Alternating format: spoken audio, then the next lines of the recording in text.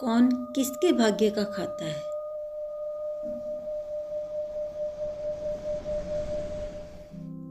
बहुत समय पहले एक राजा था। उसका राज्य सुखमय और धन्य था। राजमहल हमेशा हंसी से गूंजता। राजा धर्मप्रिय और न्यायप्रिय था। उसकी 8 सुंदर बेटियां थीं, सभी गुण और सुंदरता में अनुपम। एक दिन राजा ने सभी को बुलाया।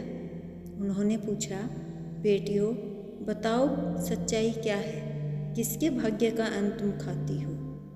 7 पुत्रियां बोली, पिताजी, हम तो आपके भाग्य का ही खाते हैं। राजा मुस्कुराया और प्रसन्न हुआ, लेकिन 8वीं बेटी ने झुककर कहा, पिताजी, मैं अपने भाग्य का खाती हूँ। राजा गंभीर हो गया और सोचने लगा, यह नासमझ और चतुर लड़की है।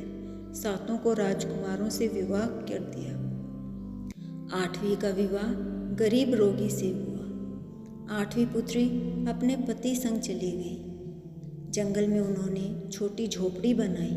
वह लकड़ियां काटती और चूल्हा जलाती, साथ ही पति की सेवा करती। धैर्य और बुद्धि से कठिनाइयां सहती, कभी शिकायत नहीं, हमेशा मुस्कुराती।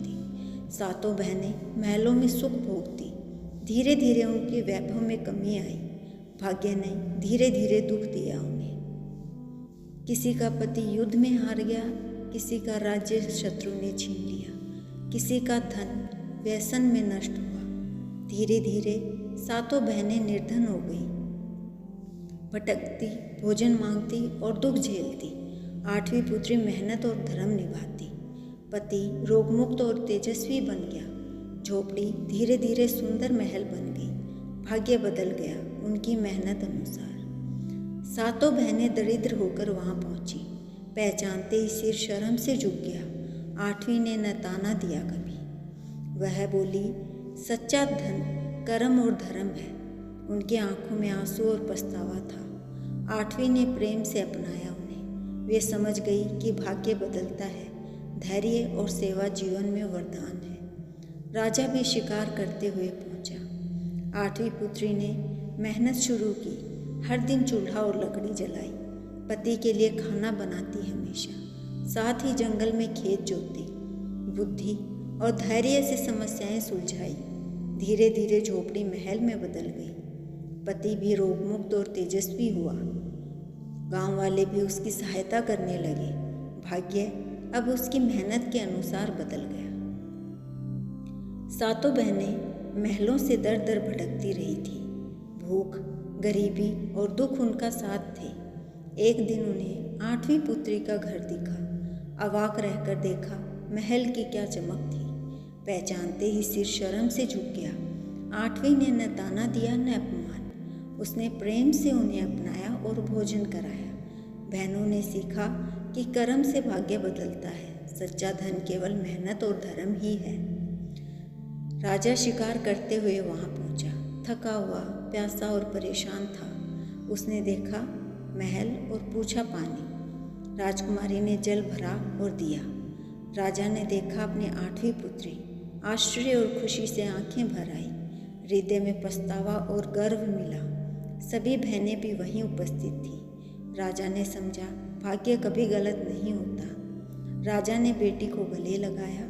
8वीं पुत्री ने विनम्रता से बोला, पिताजी, भाग्य से बड़ा है कर्म। धैर्य, सेवा और बुद्धि से सब संभव है। 7 बहनों ने सीख ली। राजा ने निर्णय लिया, अब से हमेशा सभी को समान और धर्मपूर्वक व्यवहार होगा। 8वीं पुत्री अब महल की रानी थी। भाग्य और कर्म का अद्भुत परिणाम दिखा। 7 बहनें अब आत्ममंथन करने लगी। उन्होंने देखा अपने कर्मों की गलती। महलों की भव्यता उन्हें न बचा सकी। 8वीं की सेवा और धैर्य ने सिखाया, कर्म और मेहनत से ही भाग्य बदलता है। सभी बहनें अब नमन करने लगी। 8वीं ने प्रेम और धैर्य दिखाया, कभी ताना नहीं, हमेशा स्नेह बरसाया। भाग्य अब सबकी मेहनत के अनुसार हुआ। राजा ने 8वीं पुत्री को आशीर्वाद दिया, तुमने धर्म और सेवा का महत्व दिखाया। 7 बहनों ने अपनी गलती स्वीकारी। अब उन्होंने भी सेवा और मेहनत अपनाई। सभी ने मिलकर महल का संचालन किया। धन, वैभव और सम्मान सभी को मिला।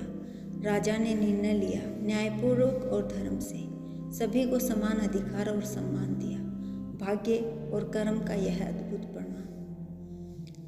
8वीं पुत्री ने बहनों को सिखाया, कभी भी ताने और निंदा मत करो। सच्चा धन है कर्म और धैर्य।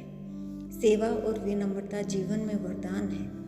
धन और वैभव क्षणिक होते हैं, सभी कठिनाइयाँ केवल सीख देती हैं। कर्म और भाग्य साथ चलते हैं। जो मेहनत करता है भाग्य मिलता है। सभी ने उसकी बात ध्यान से सुनी। राजा ने अपनी बेटी को गले लगाया।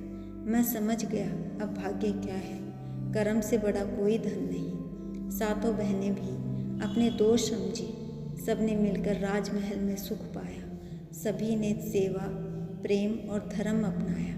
8वीं पुत्री अब सच्ची रानी बन गई। राजा और पुत्रियां सभी प्रसन्न और खुश। भाग्य और कर्म का अद्भुत उदाहरण सामने आया।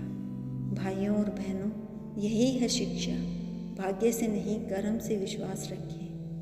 धैर्य और धर्म कभी व्यर्थ नहीं जाते। संकट सहकर ही सुख मिलता है। इस कथा को सुनकर क्या सीखा, हमें कमेंट में ज़रूर लिखिए।